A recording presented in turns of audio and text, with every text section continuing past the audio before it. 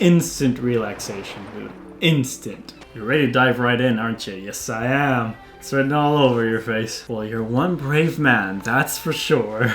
Oh, look at that. That whale is so pretty, dude. Whoa. Whoa. That's so many whales, dude. Whales are massive, man. This is the end of your quest to solve the mystery of the Song of Dragons. What is that?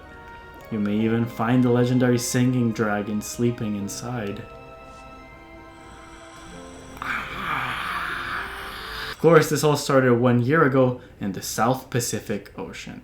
Okay, so we get to see the end of the game? Alright, that's kind of cute. The Song of Dragons. You said that you were researching folklore at a university, right? But never mind that, my unusual friend. What was your name again? The D to the O to the C. How would you describe your own face? Gentle feature or strong features? Bro, I think you know the answer to that one. Let's take a new photo before we arrive. Say cheese. This is so sweet, dude. This is so cute. Look at this. Yo. Look at this, dude. Alright, here we go. Look at us. Yeah. Where were we? So during the Middle Ages, science was particularly shunned by the church, who, as we went over in the last video, claimed that Earth had a start point and an end point, and within all those things, everything was more or less static. But then the Renaissance happened. The Renaissance. Even though Greek philosophy was being brought back from the grave, or like from the mausoleum, if you will. Can I surface? Oh, it's a little underwhelming, I think. Oh, the sounds though. This is ASMR to me, dude. Oh, hey, big guy. So people were very appreciative of Greek philosophy, but at the same time they were trying to fill its gaps and inconsistencies, and that made it really popular in universities and the like. So, oh, hey, dude. Hi. Deep hole. And people wanted to get into the nitty-gritty of things, like why things looked the way they did. Like if two things look similar but they behave very different and they act very different or they have different chemical properties, why is that the case? The Greeks, for how much they were philosophizing, were very limited in terms of like actual experimentation. At least nothing close to where people were then. Why the world works the way it does suddenly became a very difficult question to answer, and simply speculating was not enough. So scientists were faced with challenging what they knew, but also how they knew what they knew. But we'll get into theory of knowledge in another video. Cutscene? Yo? Oh no, it's just like an animation, okay. But anyway, Francis Bacon divided knowledge into 3 basic camps. Lastly, we have 3 that raise the former discoveries by experiments into greater observations, axioms, and aphorisms. These we call interpreters of nature. And that is how this channel got its name, dude. Let's go! So in the following years, this led to a ton of crazy new discoveries and inventions, like the heliocentric model, the theory of universal gravity, the basis of the scientific method, the difference between induction and deduction. People got busy, bro. So with all of this in mind, we enter a new era for science and discovery. The post-colonial world introduced people to a ton of new plants and animals and basic concepts about nature. This basis of reason and experimentation would become more crucial than ever, especially with the advent of Miss Thing herself, the theory of evolution. Oh my gosh, that's scary. I like sharks though, they're pretty cute. Alright, so let's hop on over to another game so that we can keep talking. Here is a bit of random axiom lore. I'm actually a licensed diver myself. I got my license with this school, Cetus. Hashtag not sponsored, but they're really good. So if you're in Mexico City and you want to be certified, these guys will not let you down.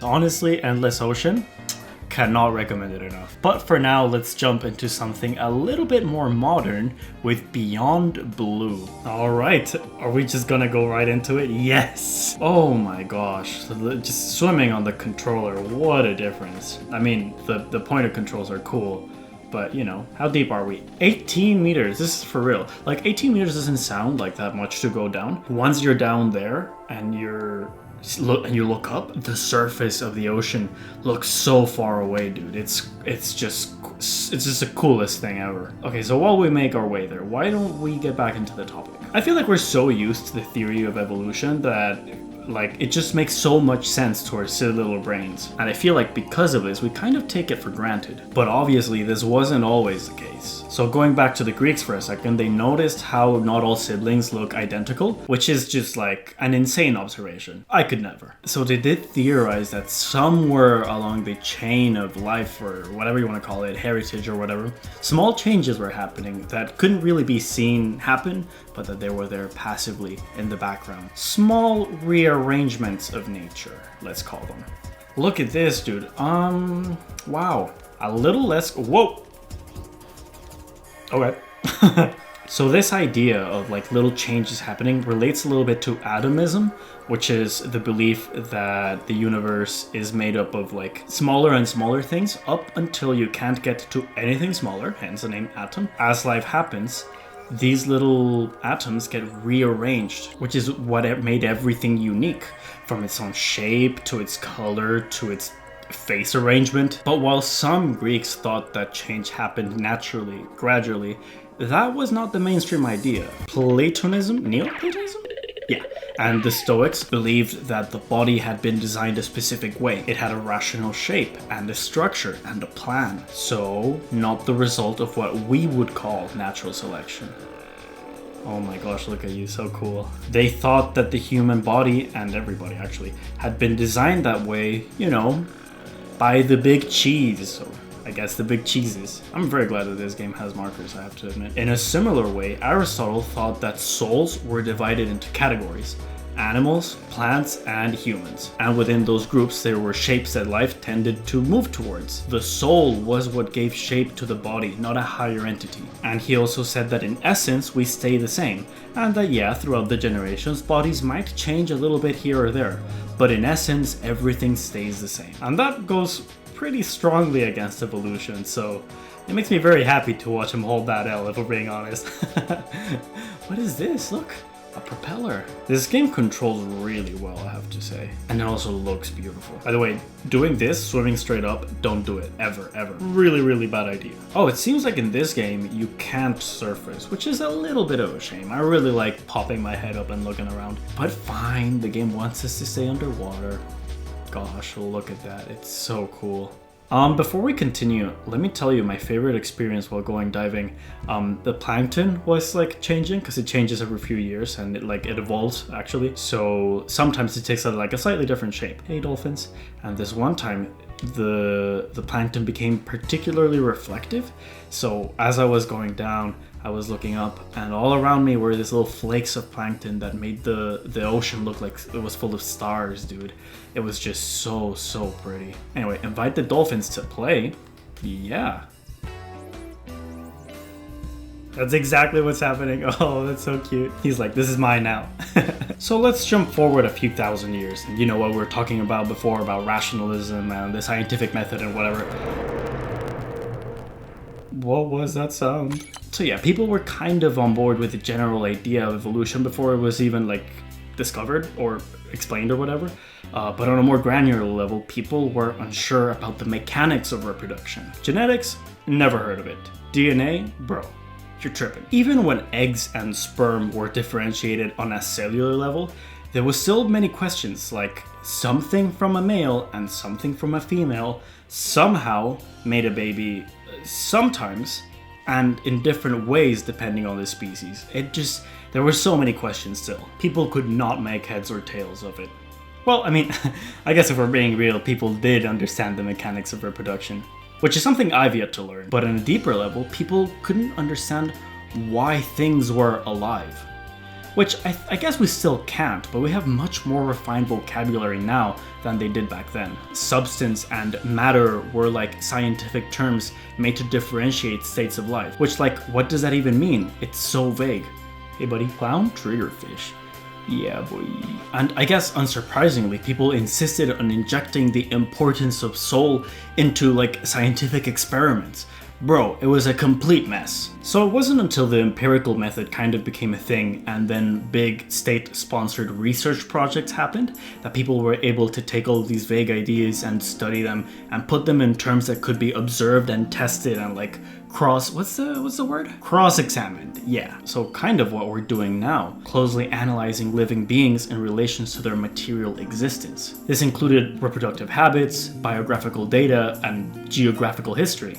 Just understanding why these animals are the way they are. And bro, all of this was a massive effort. It took teams of people and a ton of money to get us even like 10% of the way to where we are now. And nowadays we take information about evolution and genetics so much for granted that it's like shorthand in conversation. We don't even have to think about it too hard for it to make sense to us.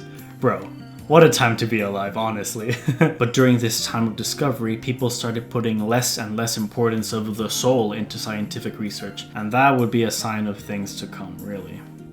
Oh my gosh, we're in a submarine? Look at us though. The Livestream Handbook. Bro, I need that book, please. Whoa, look at the sky, dude. Well, I mean, yeah. It's so cool. Gosh, I really want to be underwater, man. So anyway, here is where the concept of species as we know it now would start to appear, created by categorizing shared traits between generations. It didn't matter if they didn't line up with others or if they contradicted anything else. You first have to understand what there is before understanding what it does. Now, during this time, the term evolution actually was used, although it was to describe the changes that embryos went through during pregnancy. Origin of the Species by Charles Darwin is when the term evolution would mean what it means now, when it would become canon, and that wouldn't come out until 1835. But around 25 years before that, the main theory was called transformism. Okay, we've recorded the song. That's very beautiful, thank you. Thank you. I was being cynical, but I like it. But even when the term evolution was described, there were so many unanswerable questions. Like, for example, did life happen spontaneously? And if it did, well, how come some species started existing since recorded time? Also, how come certain species take big leaps in evolution, like learning to use tools? It wasn't until evolution and genetics that inheritance and the way species changed throughout time was able to be specifically put in numbers. Math is gross, but it's pretty useful. From natural selection to probabilistic heritage, people started getting answers slowly. Together, these two kings started giving us an explanation of how species adapt to their natural environments. A round of applause for the two of them. Honestly, legendary. Look like he's on a date. Ooh, guys, look at these two. Little love bugs.